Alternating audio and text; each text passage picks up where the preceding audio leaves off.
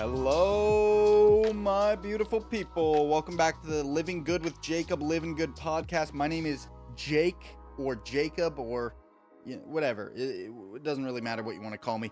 My name is Jacob. I am your host of the Living Good with Jakeb Livengood podcast.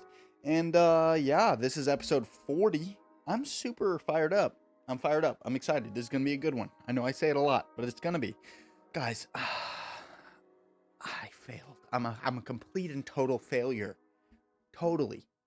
I'll get into the panda stuff, okay? But I'm a total failure. I failed everything. Every single one of my New Year's resolutions. They're all failed. It's December 10th right now, okay? December 10th, 2024. Year's rounding off nicely, sort of nicely. I mean, it's nice for being a total failure. I failed everything. And I couldn't be more excited about it, dude. All right? I failed every single one of my New Year's resolutions, and I could not be more excited about it. I am fired up that I failed, okay? What are you talking about, dude? Let me explain, all right? Let's talk about it. All right, so my New Year's resolutions this year. It was 3 primary ones with a couple of subsidiaries, and the 3 primaries... It was to do 33,333 pull-ups. Sorry, push-ups, not pull-ups. Okay. It was to do a 72-hour or 3-day fast 12 times once a month. And it was to do an ice bath every single day of the calendar year. It's a leap year. That's 366 times. And I was documenting that on social media. Okay. Those were the top line objectives. A couple of the other objectives that were sort of subsidiary, okay?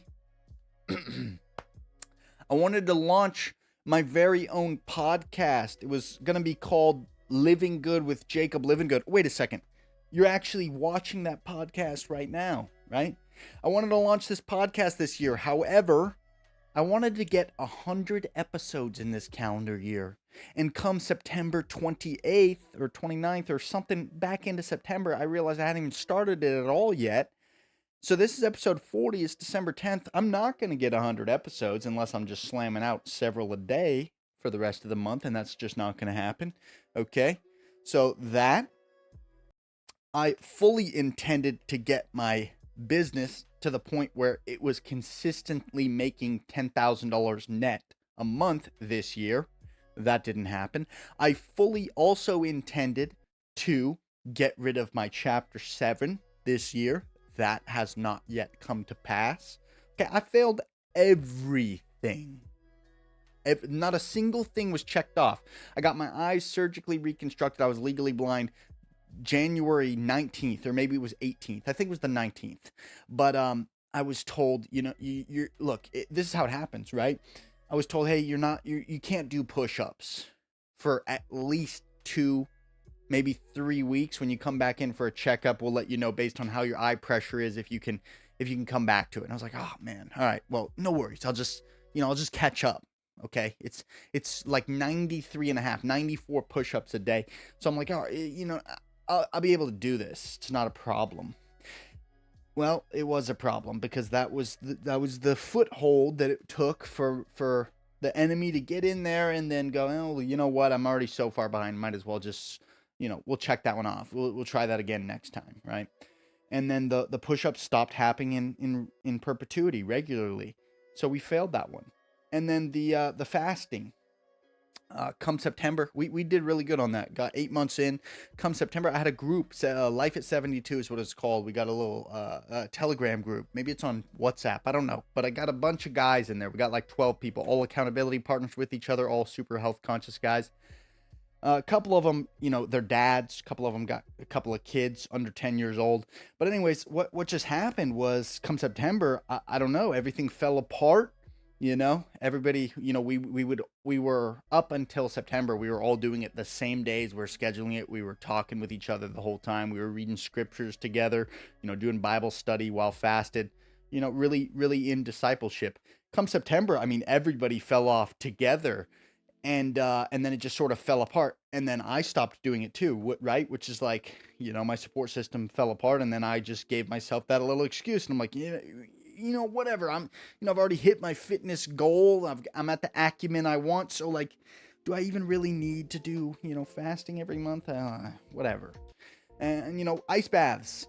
Okay, just yesterday and today, I am catching up on edits. Right. I've still been doing my ice baths most days, but there have been about I'd say 15 days throughout the year so far, which actually isn't really that bad. I was consistently doing ice baths every day for like 6 months before I embarked on this challenge, before 2024 came about. So it wasn't sort of a difficulty with like the mental toughness aspect, but it was just like, extenuating circumstances. I'm away, I'm, traveling, uh, and it, I've mostly stayed on top of it, but I haven't done it every day. Like I'd be lying to say that I did. And so I failed that one, right? And so I failed literally every single one of my New Year's resolutions. However, at the same time that is true, which it is true, why I'm so exuberant about this is because this year was profound, just absolutely abundant for me. Okay. I completed Live Hard year one in July this year. Okay. And from February of 23 to current, I've lost 84 pounds. My body composition is completely shifted. I have abs. I used to be obese. Okay. So that's come well rounded. I've upgraded my tub multiple times. I went from, inflatable tubs and ice to building a full-fledged chest freezer setup. It's wild. And I've actually, learned a lot. I've got a lot more mentally disciplined. I figured out how to get it sub-freezing below 32 degrees Fahrenheit, literally -3°C, which is wild. It's awesome, right? And that's a cool feat, something that I couldn't previously do. The fasting, right? Prior to 2024, I had never done a prolonged fast, not a 72. I'd never done a 24-hour fast. I'd barely even scratched the realm of intermittent fasting, right? Having an eating window. So to go from one calendar year having never ventured into the escapade to slapping out 8 of them, and by the way, the last 4, the back 4, weren't 72 hours. They were all between 84 and 96. So we weren't doing 3 days anymore. We were getting to day 3, and the boys and I were like, well, this is light work. Like, we might as well just keep going. One of them, we almost went 4.5 days, and then I was like, you know what? I'm gonna get some kimchi, some healthy probiotics in me. I'm gonna start going back on food, right? Maybe maybe next year or the year after that, I can go for a 40-day or like Jesus Christ. That's no joke, but that'd be cool to have the spiritual mental discipline to do that. And some people are probably thinking, well, that's insane. Like, you can't just not eat for 40 days, and that's just not true. Right? You got to stay up on your water and your salts, but you're good outside of that. All right. That's a whole different escapade, but I failed, and that's okay. And now the push-ups, right? Push-ups. Ugh. You know what? I failed the push-ups, but I can now do a set of 10 diamond push-ups. I'm learning calisthenics right now. I'm doing stuff I wasn't doing previously, right? Prior to this calendar year. So yes, I failed. I have failed. I'm gonna go ahead and lower the lo-fi because it's skipping, cutting in and out. The Wi-Fi's tweaking, right? That's the enemy, bro. I'm fired up. I'm dialed in. The enemy's like, no. We can't let him have this. I'm winning. Okay, God's on my team. Listen, I failed everything, and I'm so happy about it because I had profound level ups in every department of life, every avenue. Yes, I failed. Okay. I'm 8.5 years into full-time entrepreneurship. I'm a digital nomad. And honestly, I never spoke about this way, but I'm pretty sure, I mean, I'd have to look. I'd have to look in my journals and planners, but I'm pretty sure I've failed every single year. I have not had a full green year. Okay. And green being like, you check the boxes I won in life. I accomplished everything I said I was going to do. I have not had a single one, albeit all the while I've continued progressively going up, right? We have those big pullbacks and maybe even pullback seasons, but all the while we're in a progressive exponential growth graph. And perhaps we haven't hit parabolic yet, but I'm just focused on becoming better myself day after day after day. And that's what I'm doing. And I'm doing it well, right? So, man, I failed everything and I'm super fired up about it. I couldn't be more overjoyed because knowing that even in the midst of failure, I keep trying. And then, by the way, when I fail and then I keep trying, I'm actually even raising the bar even higher. Like, the goal isn't to hit the checklist of the thing that I have set out to do.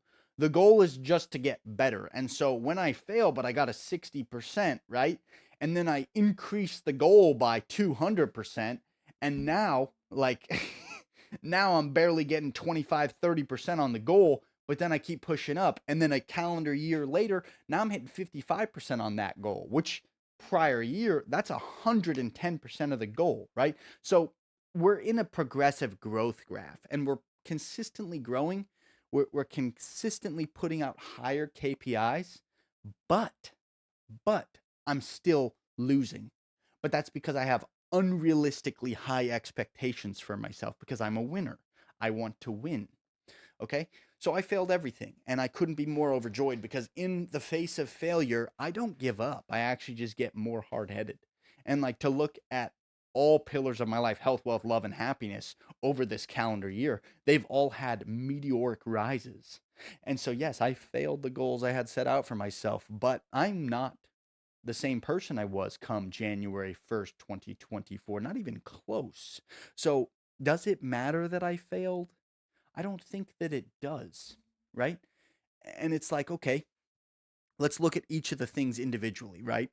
So, push ups. I didn't do the push ups, I didn't get them done. But you know what? What if I doubled it next year? And what if by the end of the year I'm doing muscle ups, full body muscle ups, full strict form? That's not something I was able to do. I'm not able to do it now. I wasn't able to do it at the beginning of this year, right? Now, those are the push ups. How about the ice baths? All right. I was doing inflatable tub ice baths. I'm putting 140 pounds of ice in there. Realistically, it's like 39, 41 degrees. Pretty cold. Not an easy feat mentally or physically, but like not like insane.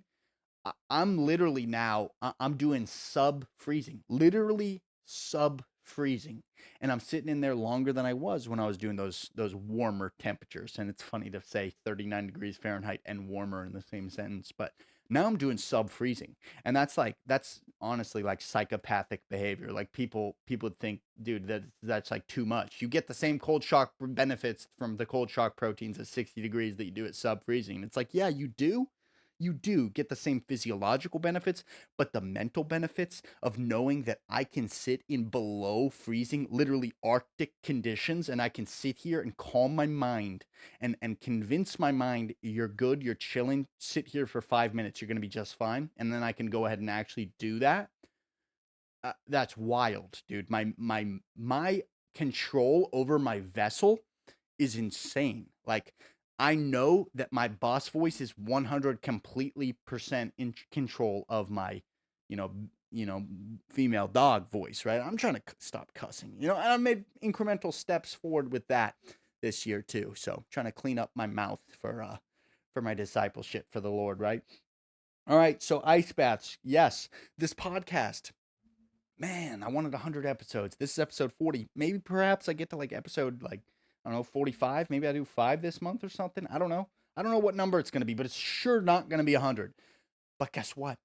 January of 2024, the podcast didn't even exist. January of 2024, I was not a official co-founder of the Crypto Caniverse, which is now a podcast that I'm also an official co-founder on, right? It's like there's been profound level ups, right?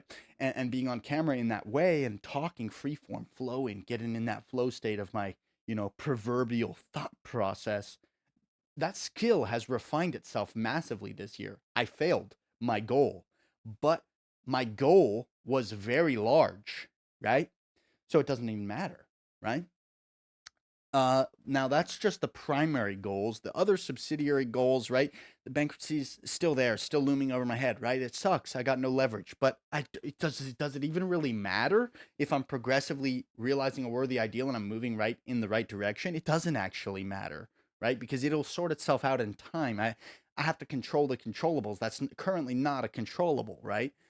Now, social media, my brand presence is prior to this year, I had never gotten a four-figure paycheck for just creating some UGC content. That's now happened. That's a barrier that I've surpassed. So it's like, whoa, I'm now in a new reality where I fundamentally know this is the value and this is what my time and service is worth. And that's increased tenfold this year, right? So it's like, wow, okay. So I did win, but I lost, right? And it's a catch 22. I won the year because I improved substantially, but I lost because none of the metrics and goals I set for myself were achieved. And this is sort of the crux of being a high achiever because I'm not alone in this. I know it. People that are aiming to do more and be more, the meaningful specifics in the world instead of the wandering generalities, we set goals that are so far beyond tangible reality, like they're not even conceivable for us. We set goals that we're dooming ourselves from the start because we're not going to hit those. We're not going to accomplish those goals. But the reason why we do that is because in working to achieve those goals, we're not setting the goals. Jim Rohn says it best. Why don't you set a goal to become a millionaire? Not so that you get the money, but for what it will make of you to achieve it, right? Because it's I'm not trying to hit the goal. I'm just trying to become a better version of myself. And when I set outlandish goals that I know I'm currently not capable of hitting, but then I work my butt off every day to try and hit those goals, I know over a prolonged period of time, perhaps that's a 12-month calendar, fiscal year, I know that come the end of that year, if I stay diligent and persistent, I'm going to be a heck of a lot closer to be the type of person that can touch those goals than I was the previous year. So now I can go ahead and analyze my situation, look at everything, and set even crazier, higher outlandish goals for the next year. And guess what? Fail those too, probably. Right? This because actually I don't want to hit my goals for more than one reason, right? Say I set these goals that like I analyze the chessboard and I'm like, oh yeah, you know what? Realistically, I could probably hit this goal in like 9 months if I'm diligent. So I'll set it out for a 12-month chart and see what we can do. And then what happens if I cross off all my goals for the year in 8 months? Right? Yes, you could say, oh, you just set higher goals. Expand the time horizon out a little bit for another 4 month on the current trajectory you're on.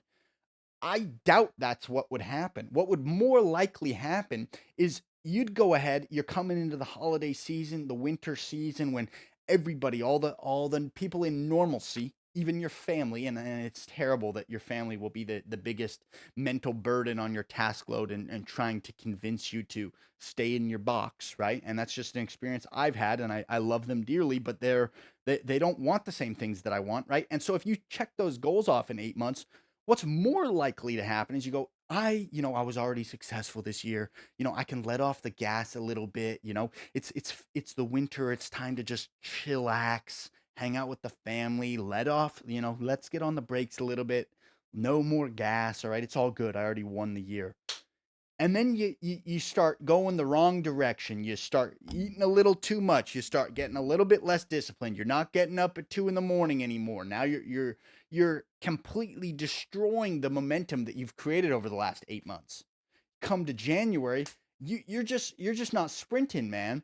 And the difference between winners and losers is come winter, winners are doubling down. Oh, it got cold outside. It's dark until 7 a.m. and it's dark by 5 p.m. You know what? Instead of getting up at 6 a.m. now, I'm going to get up at 3 a.m. And that's what I did, right? I doubled down. I went harder come the slow, the cold season, right? And that's just I like it like that actually. And I like discomfort. I fear normalcy. Not only fear it, I hate to use the word because I hate the word hate. I hate hate. I love love. I love loving everybody. But and if you're a normie, right? If you're into normalcy, you're just run of the mill, middle of the pack. That's totally fine for you. Totally cool if that's what you're cool with. For me, for myself, I detest the idea of being average in any realm of human endeavor, everything. I want to excel. I want to be the best at everything. Okay, and that's just me. That's my personality, and I will be the best at everything because I will commit to achieving those things. And I fear normalcy in any department. And so I know when I put myself in uncomfortable positions, like I don't love getting up at 3 in the morning every day. I have to be gearing down at 7:45 p.m. Right? Everybody else, so often my family's like, "Hey, we're getting to dinner. We're going to dinner tonight. We'd love to have you." And I'm like, "You're having dinner at 9 p.m. You guys you're having beers. You're having dinner out at 9 p.m. I'm asleep. I'm super asleep by 9 p.m. I'm gonna be up at 3 in the morning. You guys are going to be up at 10 a.m. I've done a full day's work by the time you wake up. I'm not going to dinner. I'm not going to carb load at 10 p.m. and drink some beers. That's not going to happen. Okay. I have different goals. I have a different vision for my life. And that's okay also, by the way. Right. And so I failed everything. I've completely failed this year. And I'm happy that I failed because that means I tried. Okay. I evolved substantially this year, and in the pursuit of my potential, I failed everything that I was set out to do, and I couldn't be more happy. And I think this is a winning perspective, a winning modality in life, right? Because if you set goals that are outside of your reach and you shoot for those and you fail, but you did better than you previously did, that means you are still progressively realizing a worthy ideal. You are growing at an unprecedented rate, my friend. Stay winning, stay motivated, stay blessed. Keep achieving, keep striving for greatness, and go out and fail some stuff, dude. Set some New Year's resolutions and fail, right? And like, I'm not saying that kind of New Year's resolution where you're like, I'm going to get in the gym, I'm going to change my physical health. And then you go for a week and then you're done. And then no substantial change actually like seeps in, right? And that's a whole different topic of conversation we could go into, right? The whole phenomenon of the gyms being full for, the first half of January. It's wild. But January or February of 2023, I made the change. I went from obese to fit in the year of 23, and I doubled down on that this year, and my body composition shows that. And I think that's because a switch flipped in my mind where I was like, I've got to, I am being an achiever. I've been an achiever for almost a decade, but like even that I was being an achiever, I was at like the bottom of the pack of achievers. So I was like pushing to be at the upper echelon of ability and the, ambition, but I was like at the bottom of the pack of the ambitious. And I was like, that's not really, if I'm going to do it, you should probably be the best, right? So yeah, I failed my New Year's resolutions and I couldn't be more happy about it. I hope this inspires someone to set some large, overarching visions for their life in 2025. Set them so large that it kind of scares you. And it's like you look at it and you're like, I don't really know if I believe that I could even do that. It seems kind of unfeasible. That's how you know that it's a good goal. Okay, if your own mind starts telling you, let's dial it back a little bit. That goal's a little outlandish. That's how you know it's a good goal. All right, so set some big goals. 2025's coming. I'm coming into the year sprinting. I hope you are too. I hope you have a wonderful, beautiful, blessed day. I love you. This was episode 40. I'll see you again